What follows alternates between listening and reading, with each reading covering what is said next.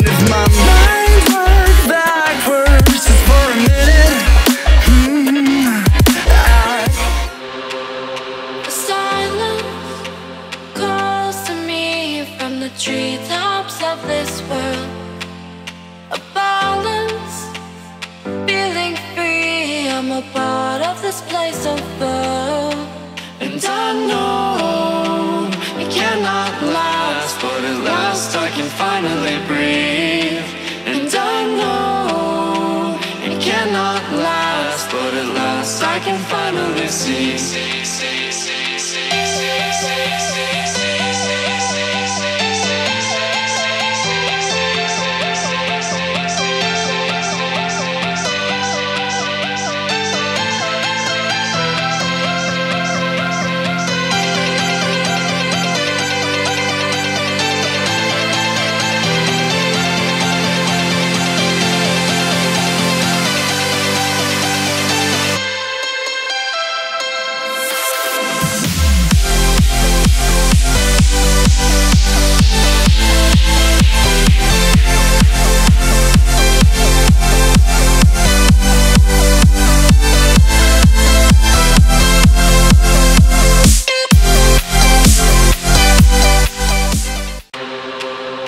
Silence calls to me from the treetops of this world.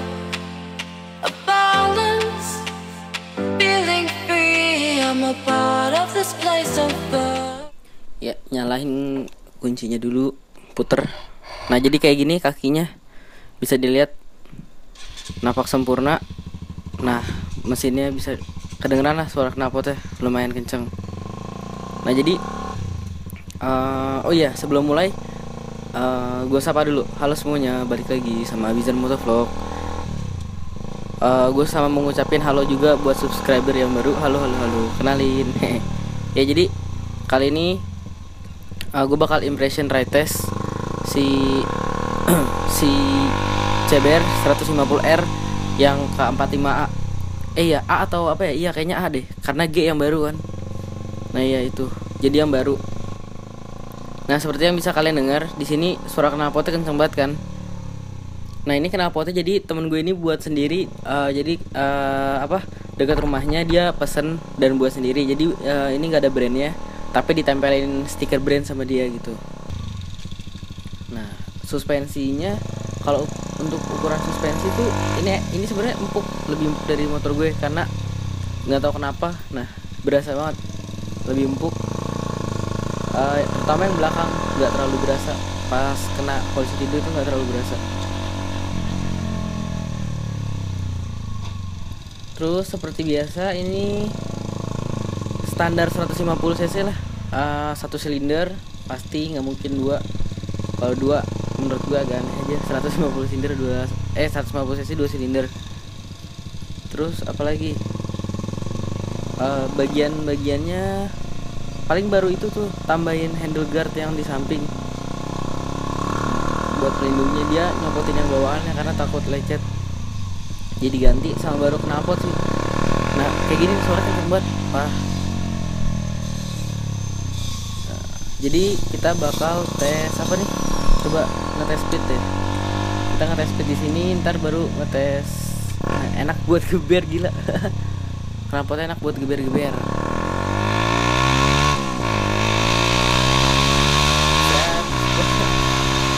Parah musik.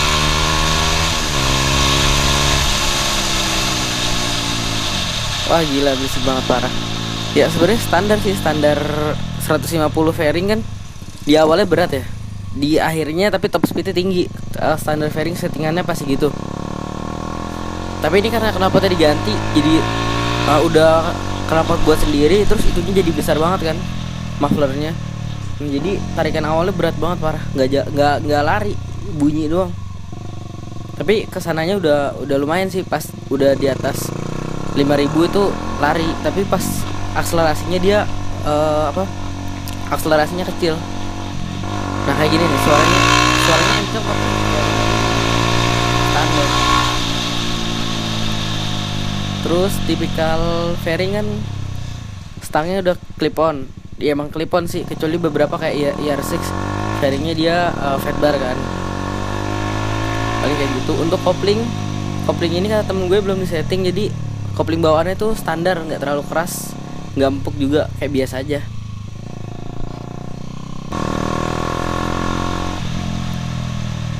Nah ini ada polisi tidur lagi. Nah gue enaknya di sini apa kayak gini nih. Nah ini nih sebenarnya motor ini enak, nggak sekeras motor gue kalau misalnya ngantem apa kayak speed trapnya itu. Nih kayak gini. Ini masih empuk tuh. Kalau gue itu harus agak pelan, kalau gue dia berasa banget. Nah kenapa gue di sini lagi? Menurut gue karena di daerah ini tuh cocok buat ngetes kayak gini. Ada trek lurusnya yang tadi, terus ada polisi tidur buat ngetes handling. Nah kita speed dulu kan.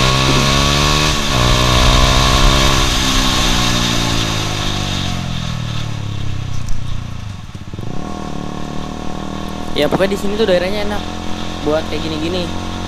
Ada yang kayak tadi kan, ada speed trap biar bisa gue ngetes suspensi. Terus tadi ada jalanan lurus. Ya kayak gitu-gitu paling. Nah terus ini teman gue ini belinya Repsol, edisi Repsol. Kayak gak tahu dia katanya Repsol pasti lebih mahal kan. Kayak apa ya, special edition atau limited editionnya lah. Jadi dia pasti lebih mahal.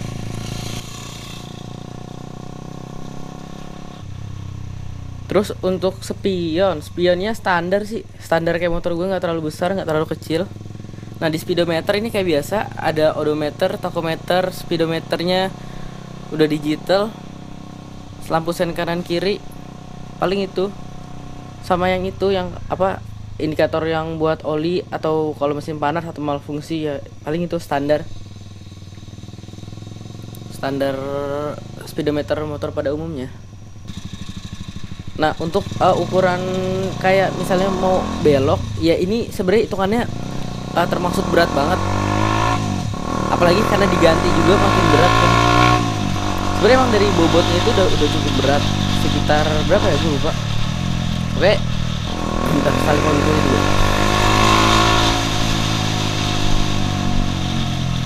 Nah pokoknya ini bobot ringan, tapi kalau buat belokan pelan, nah ini bakal berat banget. Apalagi kalau udah berhenti, itu bakal akselerasinya pasti berat banget. Karena ini juga udah diganti kan knalpotnya, bawaannya aja udah berat, aslinya apalagi. Karena tipikal motor fairing lah, kayak gitu. Oke, di sini kita belok kiri. Nah kayak gini nih contohnya. Nah, kayak gitu. Jadi dia di awalnya berat banget.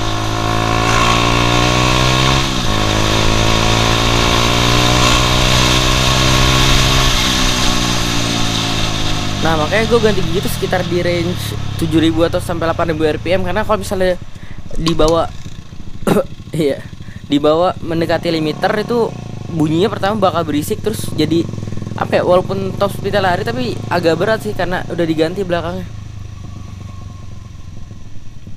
Nah jadi sini di kanan paling ya kalau misalnya dari segi kenyamanan emang ya standar motor fairing dalam kota sih sebenarnya nyaman. Riding positionnya juga. Nah untuk misalnya kayak nyaman atau enggaknya itu sebenarnya ukurannya sih standar. Karena riding positionnya sekitar mungkin kalau dari 0 sampai 90 derajat ya standar sekitar 60 atau ya mungkin sekitar 60-an. Standar lah, masih nyaman, nggak terlalu bungkuk, walaupun stangnya di sini clip on nggak terlalu bungkuk. Nah paling kalau belok kayak gini nih berhenti tuh berat banget ya, karena kalian tahu kan bobotnya. Makanya si CBR yang baru itu, yang all new CBR 150R yang facelift itu, makanya orang bilang kenapa dia keentengan ya, karena itu dia fairingnya lebih kecil juga, lebih ramping jadinya. Kalau yang ini kan lebih berat.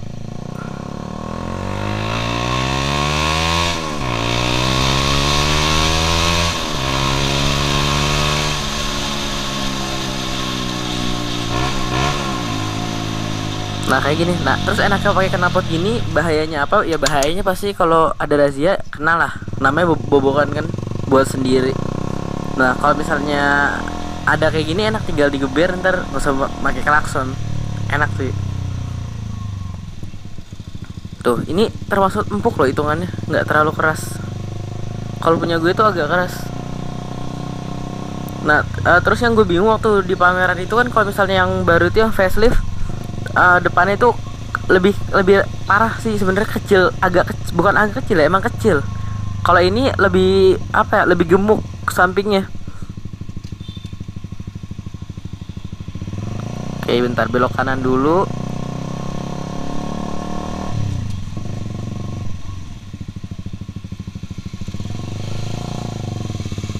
Nah itu teman gue tadi di kiri, dia bawa motor gue, kayak katanya pas tadi sebelum mulai ngerekam kan, dia bawa ya, katanya stangnya enteng banget parah. Gak tahu kenapa. Tapi ini jujur stangnya berat banget. Digerakin kanan kiri tuh berat. Tapi ya kelebihannya fairing itu apa ya, dia kalau dibuat ngebut aerodinamis, lebih enteng. Kalau misalnya naked bike itu kan ngantem badan kan, ngantem muka. Geberah. Ada orang wawancara digeber-geber dikit.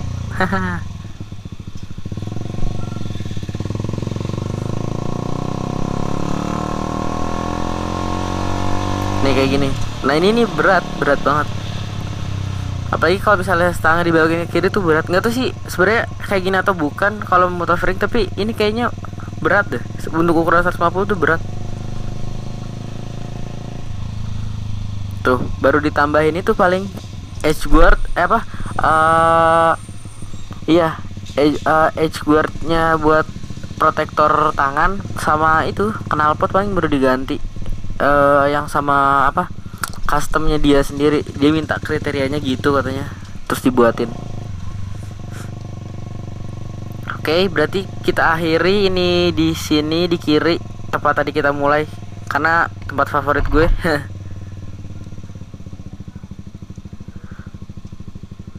Oke, jadi berhenti di sini aja. Di kiri. Oh ya, sama itu tuh tank padnya dia sama violet padnya udah dipasang, gue lupa kasih tahu. Paling kayak gitu tuh knalpotnya. Iya. Ini paling kayak gitu sih. Bannya udah lumayan habis, cukup habis, knalpotnya diganti. Yaudah, kalau misalnya kalian suka dengan video seperti ini, jangan lupa like, comment, dan subscribe. Jangan lupa share video gue, dan sampai bertemu di video selanjutnya, dan hati-hati di jalan. Dadah.